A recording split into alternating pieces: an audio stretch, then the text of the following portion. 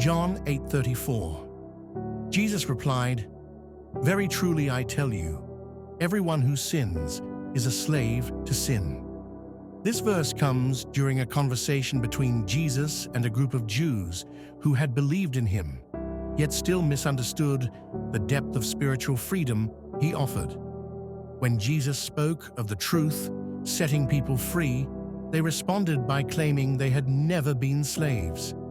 Jesus then clarified what kind of slavery he was referring to: slavery to sin. "Very truly I tell you" signals a statement of great importance.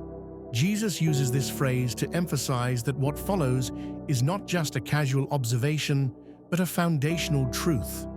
He is revealing the nature of sin and its grip on the human heart.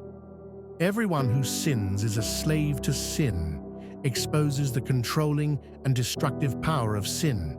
Sin is not just an occasional act, it becomes a spiritual condition. When people continue in sin without repentance or transformation, it begins to dominate their thoughts, actions, and choices.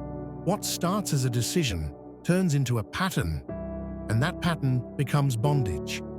Jesus wants his listeners to understand that real freedom isn't political or social, it's spiritual. True liberty comes when the chains of sin are broken. Without him, even the most outwardly moral or religious person remains bound by sin's power. It controls, deceives, and separates from God. This verse calls believers to reflect deeply on the seriousness of sin.